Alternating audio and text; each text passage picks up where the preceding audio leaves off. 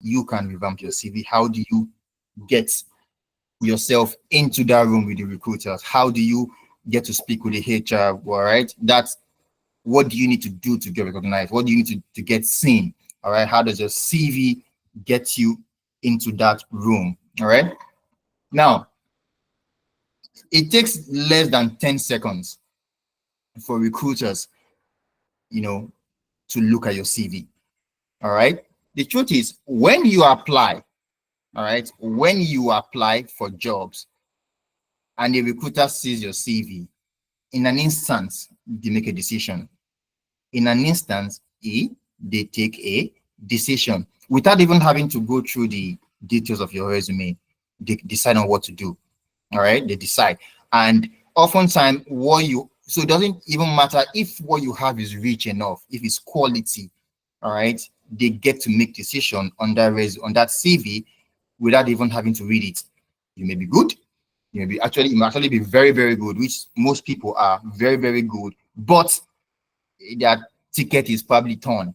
So you go to a concert and then you have a torn ticket, and then the bouncer is asking you for your ticket, and then they're like, sorry, while I was washing my clothes, that story. All right. So the quality you have of the quality of the CV might be actually good, but once they see it, they'll be like, nah, next. All right. So you don't want to have a terrible resume. You don't want someone to make a decision before they even know you.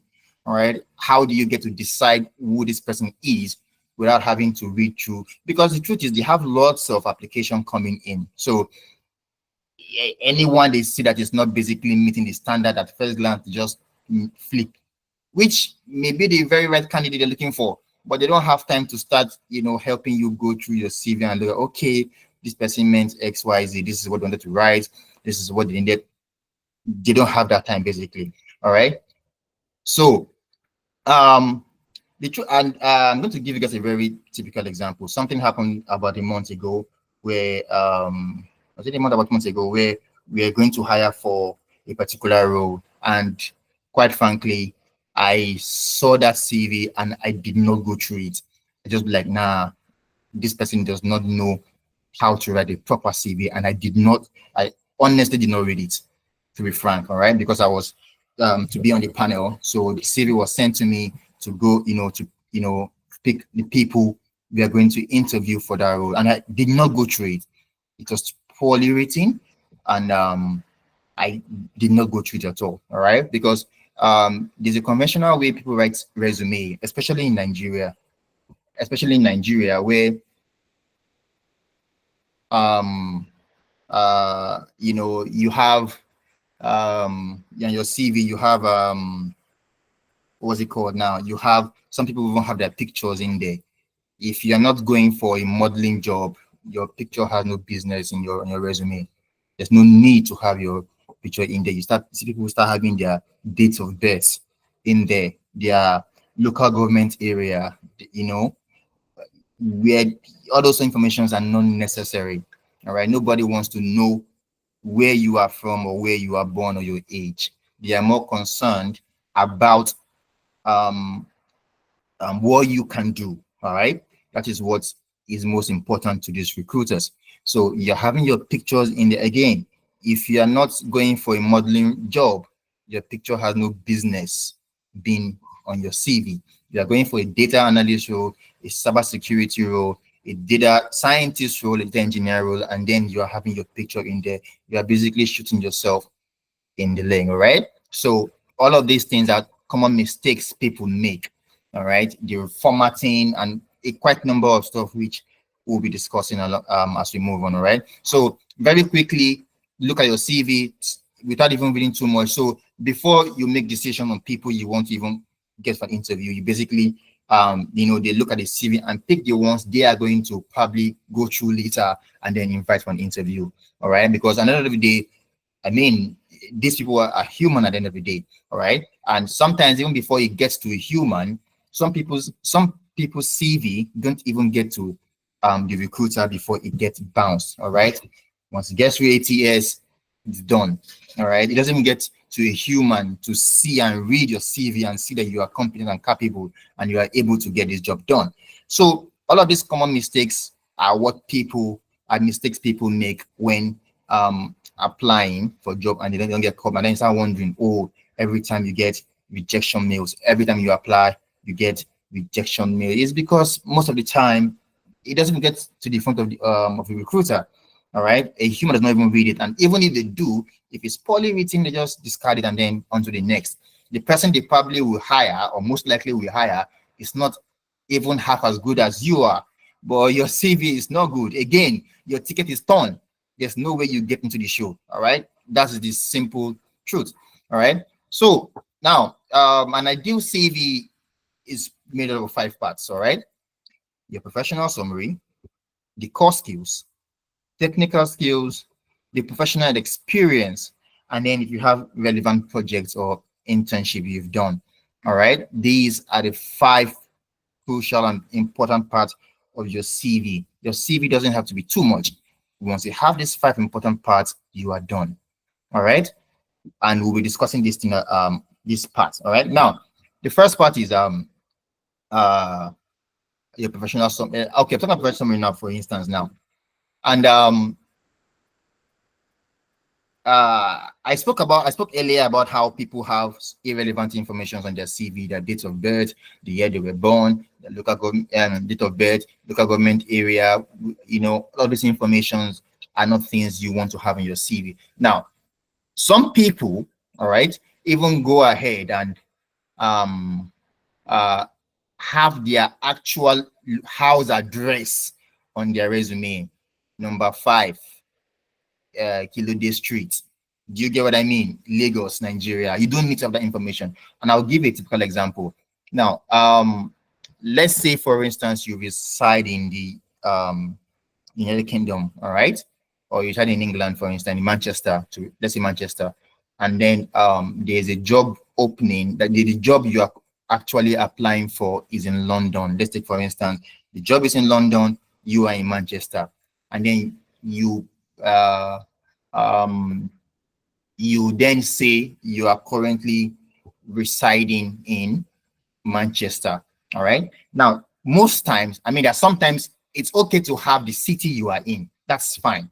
If the job you are applying to is in that city, if it is not, you need to remove that city. And this is why a job is in London, you are in Manchester. All right.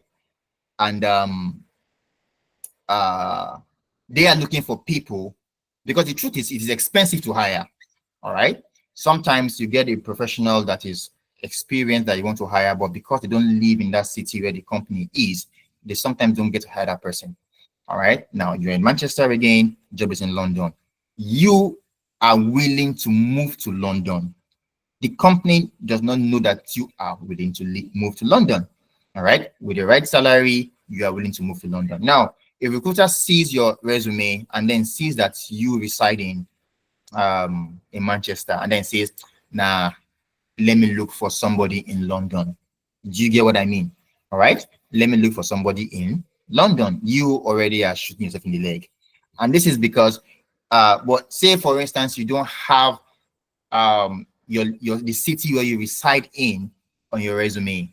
Let's say you just put in um England, for instance, as you know where you reside in. So the recruiter sees it, goes through your CV, reads your professional summary, reads your experience, and sees that you are you are the right person. I mean, they want to speak with you.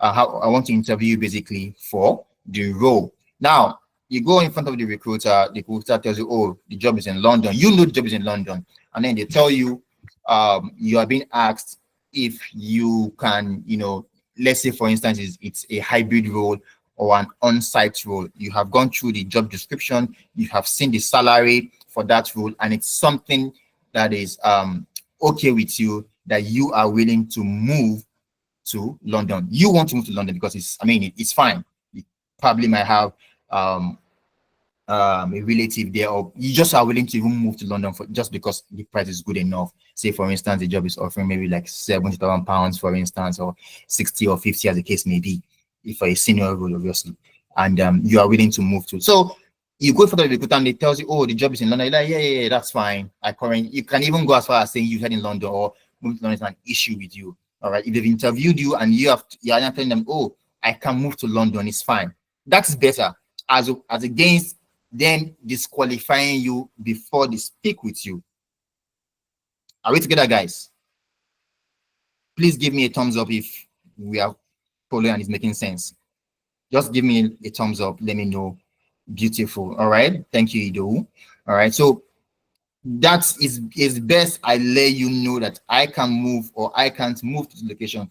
Don't be the one to make that decision for me. Let me decide if I want to move to that location or not. So all of these mistakes, all of this little information that people are not aware of are part of the things that make them not get callbacks from recruiters. Not because they are not good enough, but because they are doing it the wrong way, or they are missing, they're probably making some little mistakes. All right. Now, there are a lot of ways, you can actually write your professional summary yourself. All right. Now, some people will want to use chat gpt. All right, now using chat gpt is not a problem if you know how to prompt chat gpt. All right, using chat gpt is not a problem if you can prompt it. All right, I gave a very simple prompt here on what you can use to basically get a very simple and detailed professional summary. All right, now this is a very simple prompt. You are a CV expert. I need you to convert the professional experience below into that of a 3 years experience cybersecurity analyst that has worked across education, banking, and logistics. You prompt this, and then it gives you this output. All right, it gives you output that you want. Now, depending on how you want to so you can always, you prompt, you make adjustments and other stuff. All right, so that is how you write. Now you can, if you have no, let's assume in the case where you don't even have a resume at all. All right, I want to use this prompt, copy the job description and then tell you what you want. All right, and then paste it on chat gpt. It will even be better if you have the paid gpt 4003 mini, which you have access to when you have paid for the service. All right, so all of these prompts are what you use. All right, now it's not, writing a good cv does not necessarily mean you should use chat gpt all through. All right, you know what I mean? So it's a blend of having to how to actually write a CV and then using those prompts to get a very good CV. All right. So so I did mention, okay, I think I wrote here where things you need to have, no need for your street address, your phone number, your email will suffice. All right. Now, some people might be wondering why you have the email in hyperlink. Now, you want to make the job of the recruiter very easy. All right. You have your CV in the link to your email in hyperlink. All right. So that when you click on it, it takes them straight to Gmail, and then they can basically invite you for the interview. All right. As opposed them wanting to type your email and then they make a mistake while typing it, and then instead of sending it to Joshua, they send it to I don't know, Joshua's. So all of this, again, they are humans. All right, I want to type in joshua@gmail.com. I make a mistake, I type Joshua's at gmail.com. Of course, it goes to the wrong place, and in the recruiter's head, they've sent you an invite, but you have missed it. The truth is, there's a time I got an interview invite for a job I didn't even apply to. Obviously, the mistake from the recruiter. They sent it to the wrong email. So all of these things. So in order to eliminate that possibility of sending that email to the wrong person, make their job easy for them. Put it in hyperlink so that when they click on it, it takes them straight to Gmail, your own Gmail, and then they send. Of course, that is if you don't make a mistake in typing in your own email. That is the only way they can now send it to the wrong email. But if you have typed the right email, is in hyperlink, they click on it, you're good to go. All right. All you have to do is expect and respond to the invite, which then takes to the interview. So the core and technical skills. Now, this is another prompt you can use in writing your core and technical skills. Writing your core, and I've seen lots of CV that don't have this core and technical skills. All right. And you know, I sometimes wonder why. All right. Why? This is very important to have these things there. All right. You are applying for a job, that needs to know your core skills and your technical skills. Very, very important. All right. You really cannot be wrong aside. It's very important you have these skills in there. All right. Now, this is the prompt I use here. What are the key core competencies? Now, assuming the job is a data scientist role, for instance, all right. What are the key core competencies and technological stack I need in as a data scientist based on the summary you have written above. All right. Now, ensure to separate the core data scientist competencies from data scientist technological stack. Give it this from again. People are quick to say, "Oh, AI, ChatGPT, DeepSeek. What is this other common one again? Gemini. Um, this other very good AI out there. Can't remember the AI now. The um Perplexity. People are quick to, go to these AI tools to want to use, but do you even know how to prompt it? All right. Do you know even how to prompt this AI to get you what you want? That's a question you need to ask yourself. It's not you just type or prompting however you want. Right? Knowing how to prompt it to get you what you want is something different entirely, which is important, in writing, in getting what you want. Prompt it and then you're good to go. All right. Now, okay, this is another prompt, and that's I used in getting. So the prompts used here, now look at the response. I said, based on the experience below, can you provide a detailed and comprehensive actual work experience in the logistics sector using the STAR technique? And it gave me this. Now, if you look at the response here, all right, you notice that it's giving me, it is quantified what I have done. Now, he said managed a vulnerability remediation program, patching critical vulnerabilities within 24 hours, achieving a 90% reduction in potential exploit risk. Now, if there's anything recruiters want to see in your resume, is you being able to quantify what you have done. Yes, you've done XYZ, but how do I mean, it's not quantifiable. All right. Now, once they see all of these things, now these are the things I want to, okay, this person was able to reduce exploit risks by 90%. How did you do it? Which would then now what they are going to most likely ask during the interviews. Oh, you said you've done XYZ. How did you do it? But for them to be curious, to want to know more, you need to know how to have the right CV in the first place. All right. If you're using an AI, how do you get this very good CV? Knowing how to prompt it is a different ball game. All right. Now, so this is basically talking about, I mentioned earlier about having your work experience, your project you have projects you've worked on. You probably have maybe a GitHub account. So I suppose having this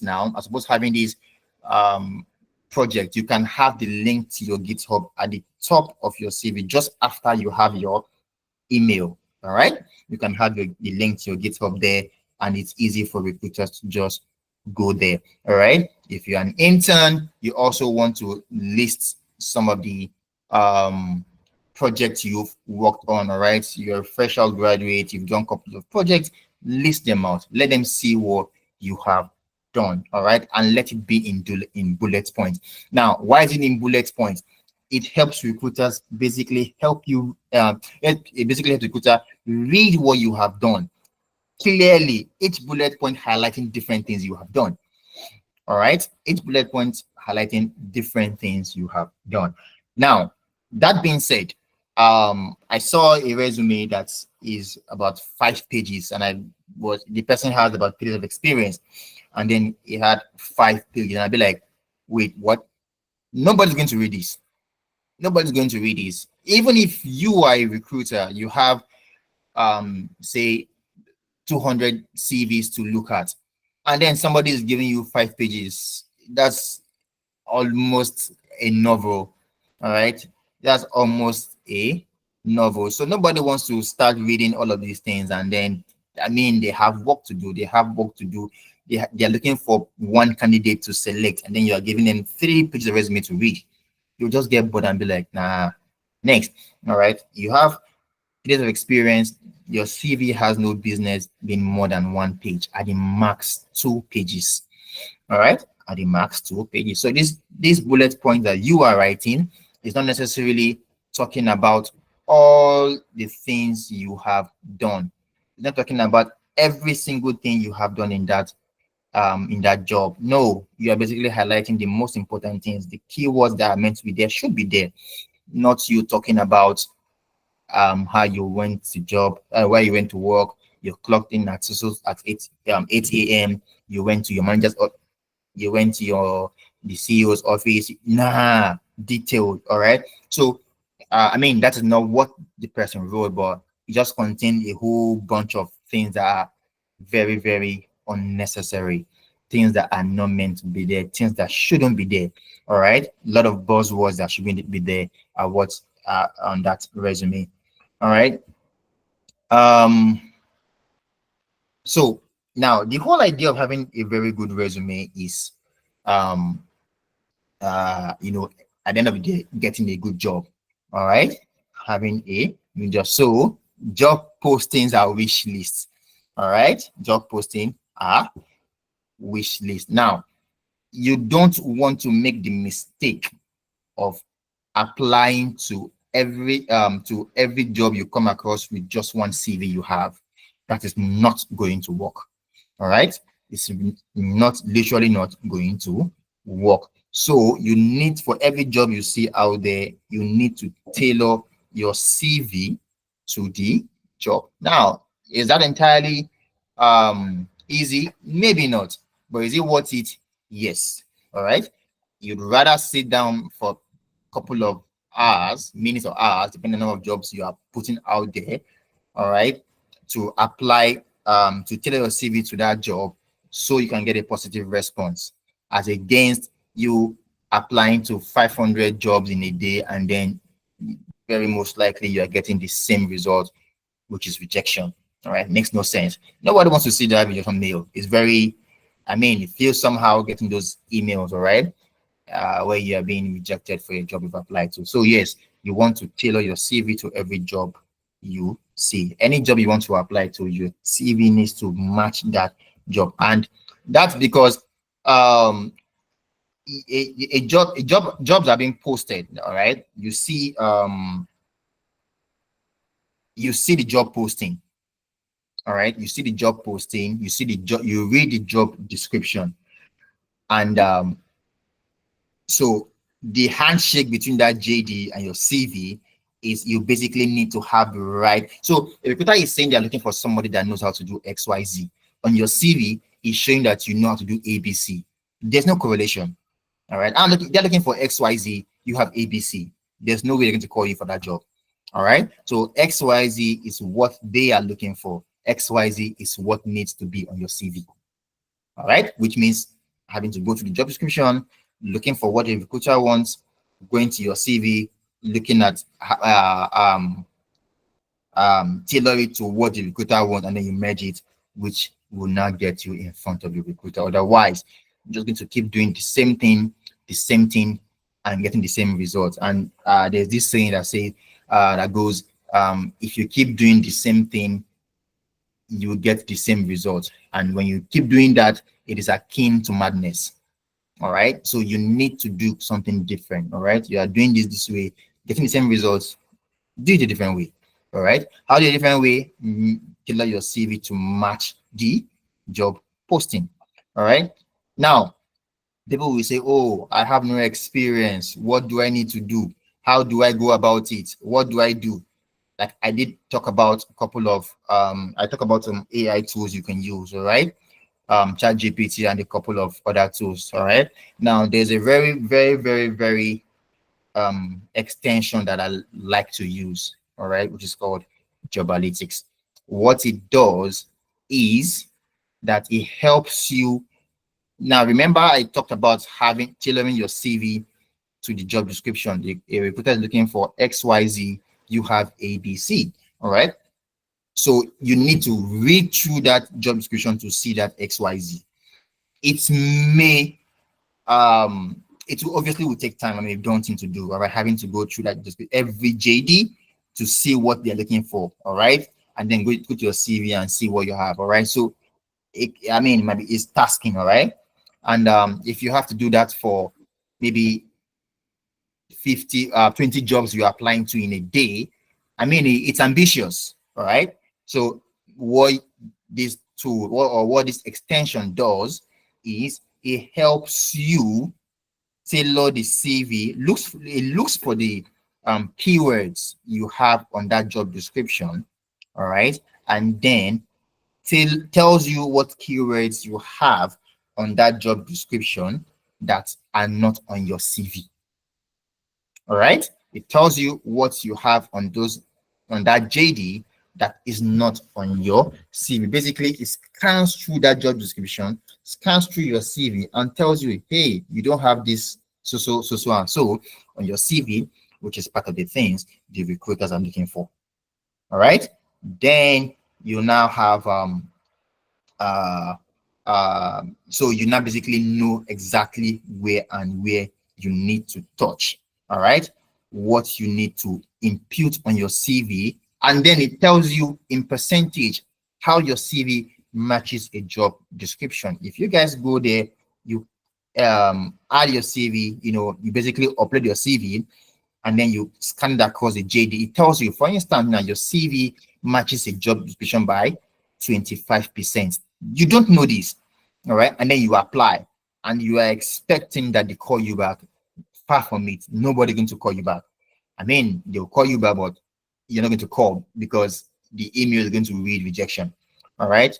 So Dualytics tells you how your CV matches the job description. So if your CV is showing 25%, then you go back. Now it makes your job a lot easier because as opposed to you now looking for what you need to impute on your CV, it literally tells you this word, this keyword are missing from your CV. You can now go back, add those keywords on your CV, and then you can scan again, and it tells you this is how much. Let's say you've now improved on that CV, and then now your CV matches the job by 75%.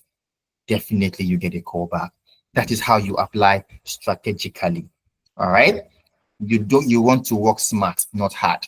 All right. You don't want to start applying for job thinking that you get a call back when clearly your CV is not good enough. You don't have what they are looking for. There's no way you get a call back from recruiters. So all of these tools, all right, are what you want to use. Grammarly is also a good one. All right. Now, I mentioned earlier that sometimes even before your CV gets to the recruiter, it gets rejected. That is because of ATS. All right. That is because of ATS. When your CV is before it doesn't get to the recruiter, like I said. All right. These are what hiring managers use to scan CV. So you have a job, you have um, um, a job post, and then you see that common on LinkedIn where a job is posted in 1 hour, and then you have 250 people already applied. Now, tell me, even if it's you have to go through 250 resume, you get tired. All right. So ATS basically is going to help them streamline and narrow down the CV to a certain number, which they can now go through. Say narrows it down from 200 to 15. They can go through 15 resumes and invite probably like 5 candidates for the interview. So ATS will help them make the job easier. So your CV is not even passing through ATS. Forget it. You don't get a call back. You get an automated email that tells you XYZ, sorry. Unfortunately, you did not. However, those guys put in those here words, which is not what anybody wants to see. All right. And then the CV is the email is automated. It tells you do not reply to this email because it goes to the important stuff like that. So you want to avoid things like this. All right. Now, um a lot of people have buzzwords on their resume. All right. They have buzzword on their resume. Some people make the mistake of having to say stuff like, oh, I'm part of a team that led, I'm part of a team that did XYZ. There's anything I must tell you guys, you have to be selfish when writing your resume. You have to be selfish when writing your resume. What do I mean by being selfish? Even if you are part of a team that did a particular job, you good on your resume, you say I did XYZ. All right. I spearheaded, I led a team. All right. You want to be selfish. All right. People write it in a very conventional way, and then you're not okay. This person is not the person, is not a right candidate I'm looking for. All right. A lot of buzzwords, a lot of you don't have keywords on your resume. All right. And then it's important keywords should appear 2 to 3 times on your CV. I'm hiring for a data analyst role, and then I can barely find SQL on your CV, and then you want me to call. I think if we are being realistic, all right, even if you are the hiring manager, you would not want somebody that does not have the experience. All right.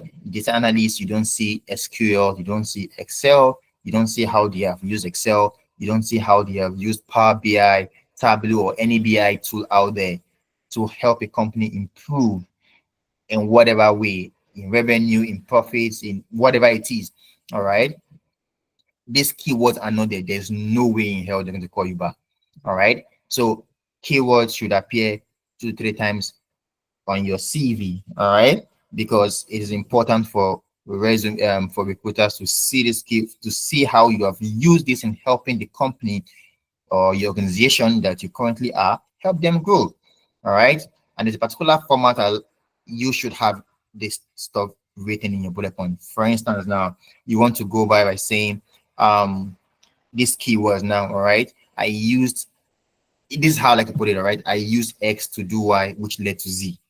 All right. I used Power BI to do this, which led to an increase in revenue by 75%. Makes sense. All right. That kind of way. It shows, again, remember, guys, I spoke about quantifying what you have done. Quantify what you have done. This helps you, this helps the recruiter see that, okay, this is actually what you have done. When you now go into the interview, it's most likely will come up. You can go ahead and explain how you did that for that company, and going to the interview, make it interactive. You own the interview. I mean, and let me not speak on interview because it's not our topic for today. But yes, going to an interview and owning the interview. There are times where I went to an interview and it was as though myself and the recruiter were just gisting.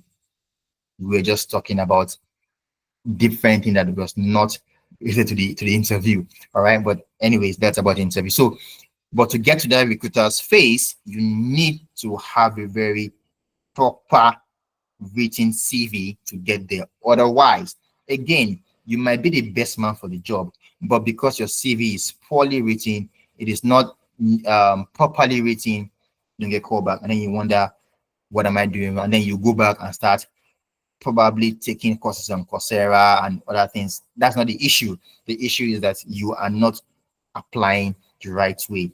You are doing some things wrong. Remember, I said if you do the same thing and you get the same result, it's akin to madness. All right. So it's not about you taking Coursera courses and stuff like that. No, you have the right skill. You just are not applying smart. You're not doing the right thing. Something is wrong. All right. And this is where we come into the picture. All right. Now you want to land those interviews. What do you need to do? All right. People apply now because you've applied, you've tailored your CV to um a particular JD, all right, a particular job, and then you feel okay. I sat down, I've spent 15, 20 minutes, I've tailored this CV to match this JD, I'm good to go. And then you go home, you go and sleep, and then you expect that they call you back. No, All right, you need to apply to a good number of jobs daily. All right, you need to apply to a good number of jobs daily. Now, at the minimum, you do 10 applications in a day. Now, this is very, I mean, it can be a lot. All right, realistically, it's a lot. Having to tailor, not just applying to 10. I mean, it's easy if you're just applying to jobs. I mean, click, click, click, apply. Again, you do that, don't expect to get a call back. All right, you do that, don't expect to get a call back. So it's basically you tailoring this job, to match the JD. And imagine you're doing that for 10, 15 jobs per day. All right, it's going to be a lot. So what we do is and take that stress off you. All right, we take that stress off you. Everything that has to do with application, we take off that burden. All right, now so that's what we basically help you do. People have things going on in their lives. You know, they have a job that they're most likely doing, and then they want to. So imagine you are working and then you want to apply to jobs, 10 jobs in a day. Where do you get the time? All right, you have family, you have your job, and then you are trying to apply to a job. Your line manager is, over your shoulder looking at what you are doing, and then for every time they come, you are hitting alternate tab to switch tabs from your application to the actual job you are supposed to be doing. So all of that stress, all of that. So you basically will not become and you'll not be able to put out to enough job as you would want to or as required. All right, so we take all of this stress off you, help you apply. Remember, apply smart and not hard. All right, work smart, not hard. All right, we have quite a number of tools, quite a number of job boards that we have paid for, paid services. Now, aside you having the right CV, now are you even looking at the right place? All right, you have your, yes, you can now tailor your CV to to these job descriptions, but are you even looking in the right direction? Do you have the right job boards that you are looking at? If not, again, you just keep doing the same thing and again get the same result. All right, you don't even know where to look. All right, you just basically go on LinkedIn and start applying to LinkedIn jobs. All right, you will not get the results you want. All right, so a lot of job boards that we have paid for, all right, to get premium jobs where we now apply, tailor your CV to match the job description and then apply. All right, as against just doing conventional application or looking for conventional job boards. All of the job boards are paid for. All right, so taking the stress off you and then applying. So now, before we even apply to this job, the first thing we will do is your CV and your LinkedIn are basically reviewed and revamped. All right, whatever CV you have. All right, now I did speak on how the 5 important parts your CV should have. Now, the template also you're using to apply matters. For example, now, before I speak on template, now, obviously you write your resume in Word format. You pick up that Word format, you tailor your CV, and then you apply. All right. Let me give you a very simple scenario. You have probably written your CV in Word in 2016 Word. All right. Now you send it to the recruiter. The recruiter is probably using 2019, or they are even using a different year of Word. All right. So it's not the same year. So there's very high tendency that when you send that CV to you, it's done prim and proper. All right. You send it out. It gets there, they open it, and then it's all over the place. Close. So you are only helping them make a decision faster.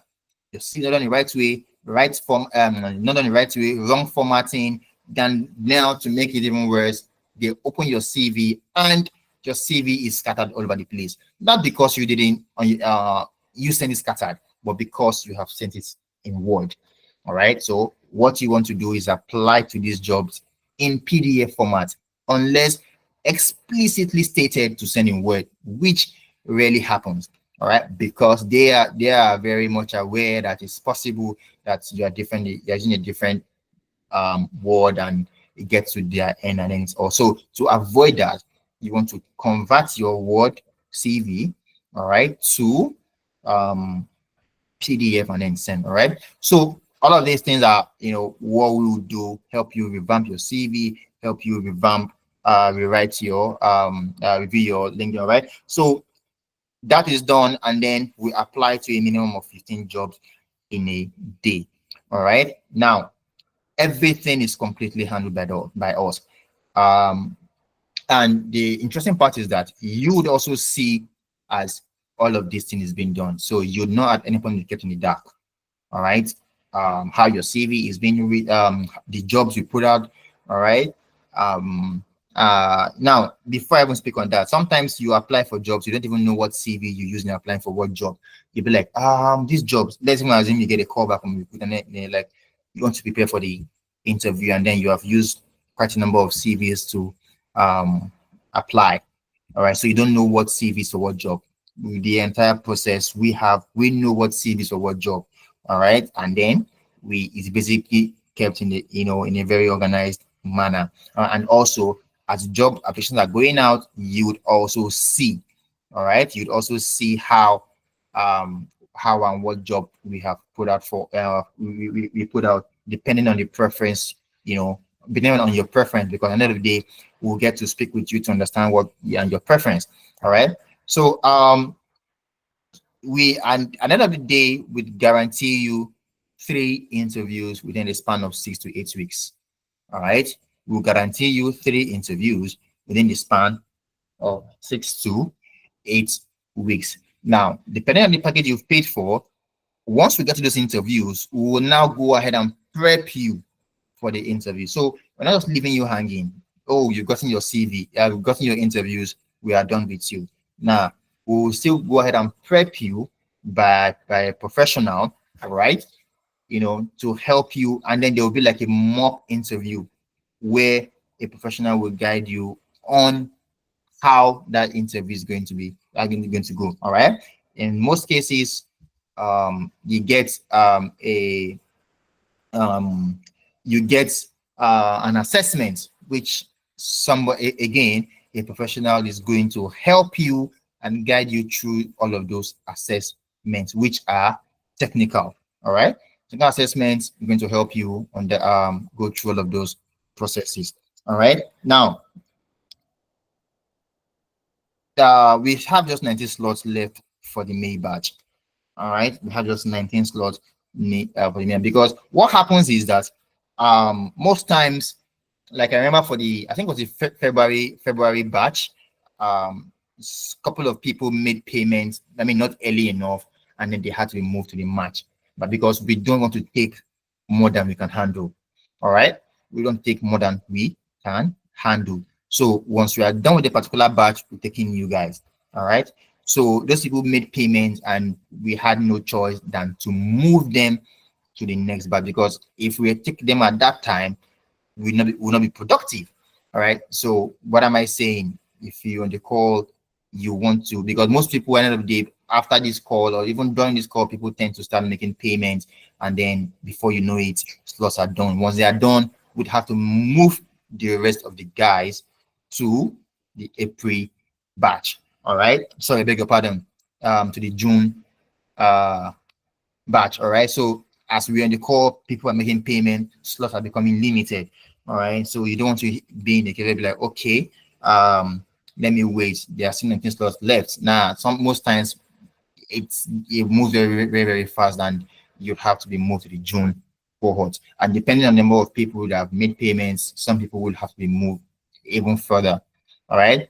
So you wonder if all of these things we are doing at Talent Loop is have you had success story? What is actually happened? Or is this true?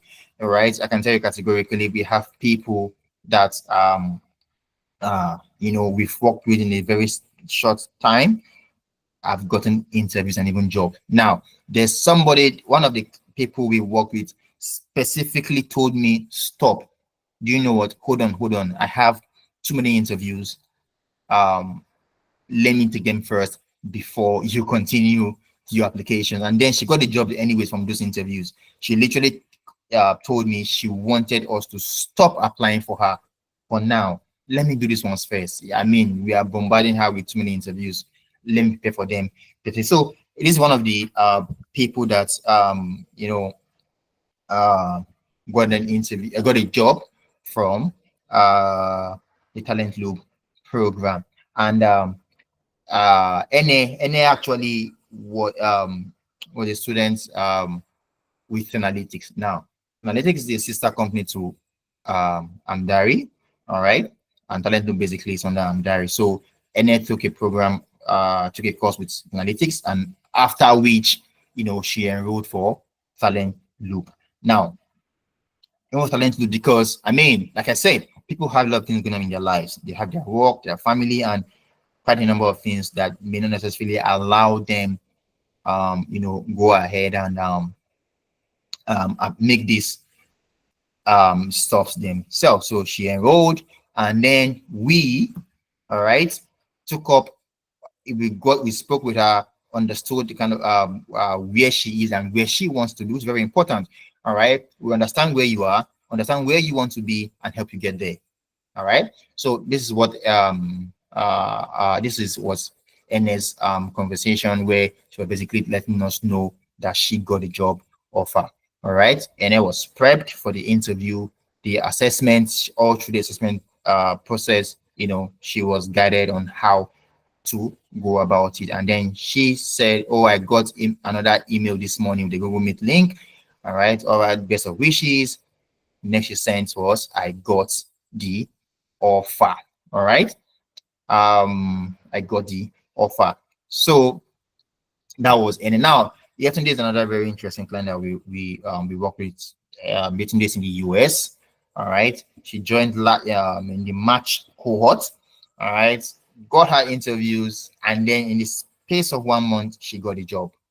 All right. That was for it. And again, this is what's into 18 days, saying, "Hi, I got the job." So we have lots of success stories. And Temidayo is in Canada. Now, Temidayo was a client that told me, "I want, you know what, it's okay. Stop." She's gotten interviews, she's not gotten, I mean, it was back-to-back interviews. And then she said, "Do you know what? Hold on a bit. Let me take the ones out, this one's here." And then um she paid for the package that allowed us to prepare for the interview. She was prepped, fantastic interview, and then she got the job. Oh, she said, "Thanks a lot. I really appreciate you and your team. Amazing. Congratulations, Tammy." And Tammy is working now and as a scrum master in Canada. All right. And I remember Tammy very well because I mean that's made me actually remember her because she told me to stop applying. And in the space of 1 month, that was when we got her. So in her case, it wasn't even up to 6 to 8 weeks. It didn't get to 8 weeks. In space of 1 month, all this happened. All right. With Temidayo, in space of 1 month, we got her all of these interviews, and then she got a job afterwards. All right. Quite a number of success stories that we've had. This is Messi.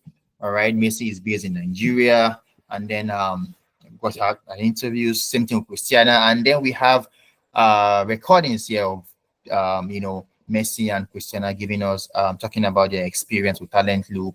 I mean, this slide is going to be made available to us, and then we can click on it and just listen to the success, listen to Messi and Christiana. We're talking about their experience with Talent Loop.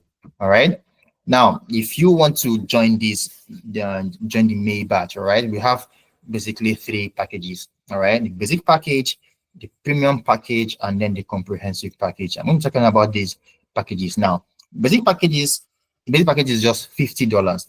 All right, this is a package where you want us to just revamp your CV and then your LinkedIn. All right, you have the time to go ahead and all of the little tricks I spoke about earlier on how to write an outstanding CV. All right, you have the time to do all that stuff. Fine. will help you revamp your CV, revamp your LinkedIn, give it to you, then you go ahead with the um, application. However, I want to state that this does not include us giving you access to the job boards or the job links we have paid for. No, that we don't give that out. All right.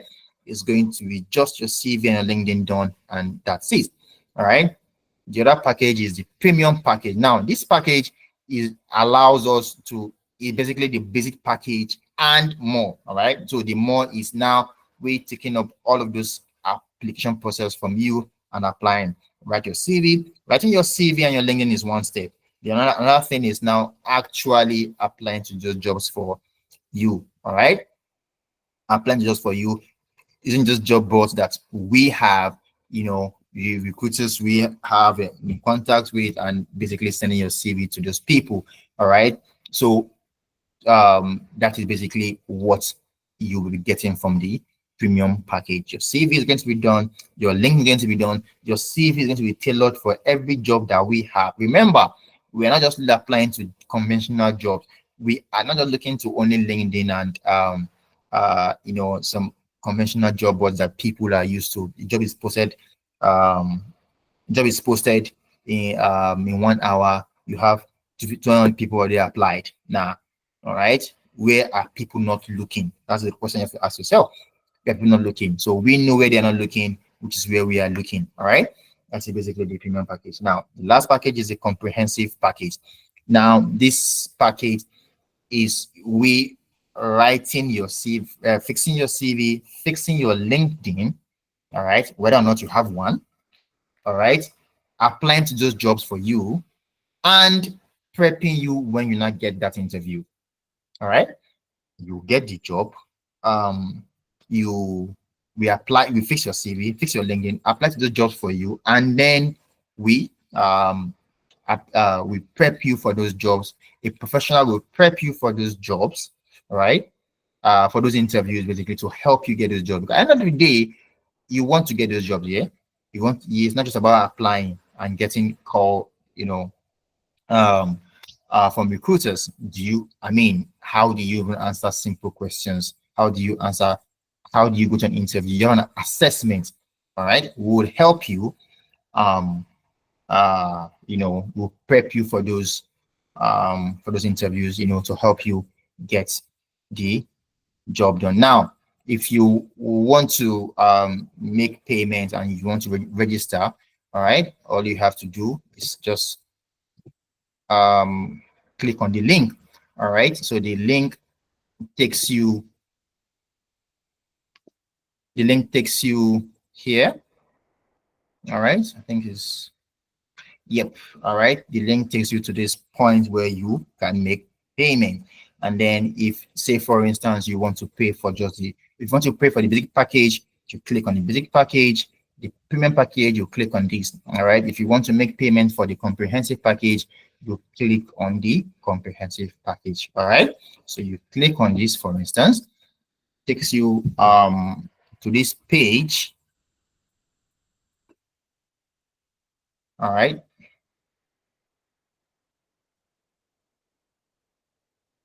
Beautiful. Um, Before I go ahead, guys, are we still here? I need a thumbs up if we are still here. Let me know. I'm speaking for a while now. Let me just know if we are still here. Are we together? Beautiful. All right. Amazing. Yes, Linda, I'll take questions in a bit. All right. I will take questions in a bit. So it takes you to the page where you want to make payments, and then you click on subscribe now. Now this is the amount. So you could always change your currency to wherever your location. All right. Say for instance you're in the US, you click on United States. All right. And then it shows you the fee you're meant to pay for the comprehensive package in the US. All right. And then you click on subscribe now. Click on subscribe now. Then this is the amount you'll be paying, $253.75. All right, 375. So this is basically due to tax, currency switching fee, depending on your location. All right. So this will vary depending on your location. All right. So you check out details. You basically enter your full name. So I'm going to enter my name, Abdul Rashid, my email address. Um, so I'm going to enter Abdul Rashid at gmail.com. All right. And then you enter your phone number and then you proceed. All right. Now it asks you what payment method you want to, so just basically click on these and then whatever card you want to use, enter your card number, your expiration days, your CVV, your name, and then your zip code, and then you confirm payment. Now, once this is done, um, once this is done, you basically get it takes you to a link where you basically fill a form, and then once that form is filled, you get your details, and then you can basically schedule a call, and somebody on the team will get in touch with you immediately, where we can now move forward. All right. So this is basically the entire process of Talent Loop. Um, we don't let you go without getting you that job. All right. Success story 100%. Get you the job, get you what you've paid for, and then we are done. So we get that job. That is our team most aim and the objective. All right. I know some of us have questions, so I think I'll be taking questions now, actually. All right. I've been speaking for quite a while now, so um, let me hear from you guys. Yes, Eddie Young. Hello, Shay. Yeah, Eddie Young. Okay. My question is basically about okay, you spoke about the GitHub account.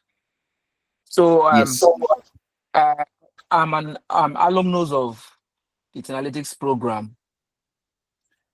So and yes, most of our projects, the capstone project that we did, then we always submit in PowerPoint slides, which of course we will include our dashboards as a maybe a short in the slides for presentation. So for a GitHub account, what do you suggest is the best format to, upload your project there that is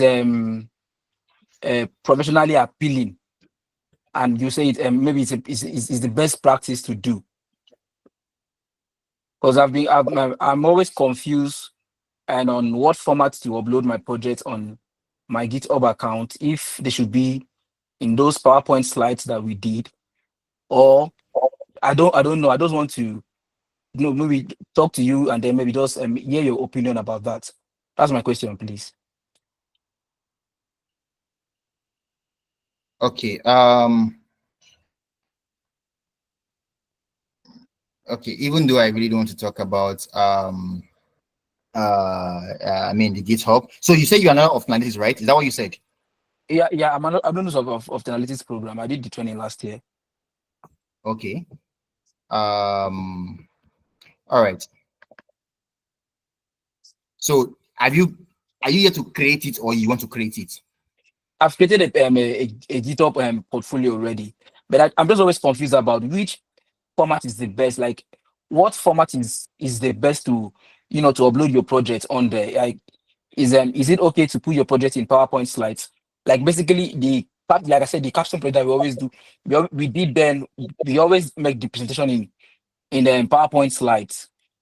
So I'm just always confused if it's okay to upload those PowerPoint slides as your project on your GitHub portfolio, or is there a better format to put up your work there for maybe a recruiter to look at, other than just them being in PowerPoint slides? Uh well, it's actually okay to upload .pptx um PowerPoint, all right? It depends. Um some people do that. I know some people for a fact that some people use PPTX to upload. Some people convert to HTML depending on how what exactly the portfolio is that you actually uploading. But yes, I've seen people use PowerPoint. I've seen people use HTML. Um, some people even use PDF. All right. Um, it really depends on what you're actually uploading. All right. You could use PowerPoint. You could use HTML. You could use PDF. All right. So long as it's there, it's fine. It's people they can read it and then you're good to go. All right. Does that make Okay, sense? thank you.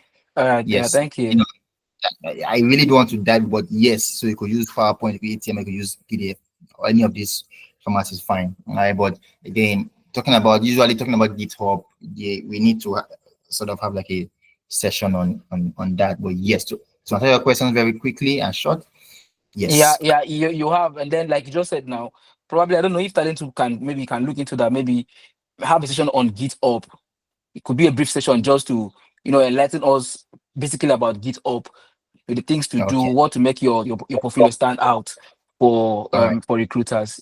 It could be nice, please. no problem at all. All right, thank you. All right, thank you. Um, I think we have people raising their hands. Um, this Samuel, Samuel's hand up. I don't see. Okay. Linda, sorry. Linda, please go ahead. Yeah, hi. So Hi there. I joined, yeah. So I just completed the analytics program. I joined in December, so still on the job hunt. Uh, the last time I joined the section, not like this one, but a similar one, and the packages was explained that if you join the analytics you joined like the cohorts, you're entitled to interview prep. So the person advised that we go for the premium. So I just wanted to know, does the premium also come with the CV revamp? Yes, the premium comes. Thank you, Linda, for that question. The premium comes with the CV revamp. All right. So if you have taken the course with analytics, all right, you basically don't need to pay for the comprehensive package because as an alumni, you are entitled to interview prep. All right. So you just need to pay for the um premium package, and once you get an interview, we will prep you for that as well. Yeah, and to answer Gideon's question, I think he can still access his LMS. On the LMS, it gives how to the GitHub all the information he needs on that, and also during his project, I think they put some links to what's it called, on tips on portfolio. Yeah, that's what I want to say. So if has access, he still has access to his LMS, and then he can try and see if he can still get access to the classroom on the page that they if he did the internship. Yeah. So Yeah, that's it. Linda, You'll get the Linda, I access still he do. I needs. still have access to my LMS. Thank you very much. Yeah. Yeah. All So right. there are videos on that. Yeah. I'm going to leave right now. I just got back from work. Nice meeting everyone. Bye. All right, Linda. Same here. Have a good day. All right. Do you have any other questions from anybody? Has a question for me? All right. I guess we'll be looking forward to meeting you guys in the match. You say match, beg your pardon, in the Edidion, please go ahead. Sorry, yeah, I'm disturbing you. Actually, No, it's fine. I've subscribed for the premium package already, but I still would like to just know how to um work on my CV personally. Maybe there are jobs I still see on my own, which I would like to apply for. So I was hoping maybe you'd give us practical example on how to hover Mhm. around some of those this thing tools that you highlighted, like the job analytic, like how to pass the ATS system. I was All hoping you right. probably maybe bring up a pseudo CV and maybe a Okay. job advert, and then just walk us through how you can Mm. actually pass and have those keywords in your CV. and I was really looking forward um to Okay. that. All right. All right. Um, it's actually not a difficult thing to do. All right. Um, so this slide will be sent. All right. And let me see. Let me see. Let me see. Let me see. So the analytics extension, you just need to basically search and add. But again, I think you probably wanted to see. Is that what you're saying? All right. I mean, I've given you the Yes. tip on what to use, but you still want to see it. We have fast spent over time. I will have. I'm pretty sure we'll meet again soon, and I'm willing to share that. All right. Eddie Young, that's fine. All right. I see what you're saying. We still want to see it. It's not enough to just mention it here. No problem at all. Um, like I said, we're meeting anytime soon, and I'll check out, even if it's not what we are discussing, and I will still show you. Is that fine by you? Yeah, that's fine. And then for us, that I was pushed to the May cohort. When are we likely to start? Yes, most likely before the week runs out or first in next week. All right. Like I said, when people pay and they don't pay on time or don't subscribe on time, we move them to the next cohort. All right. Okay, So because I paid I think over a week ago, and then I was told I'm being moved to the May cohort, but I've yes, been waiting so for the onboarding material and maybe a call or yeah. something. Thank you, Shane. All right. Thank you, Eddie Dong. Thank you, Eddie. All right. It's been really wonderful. You guys have been wonderful to stay up to this point. I mean, we had things we want to do, but we are here, all right? And I really think, I really hope you guys have learned a couple of things, and we'll be looking forward to working with you to get you that dream job. All right. Um, it's been nice talking to you guys, and enjoy the rest of your day and have a wonderful night rest. Cheers, guys.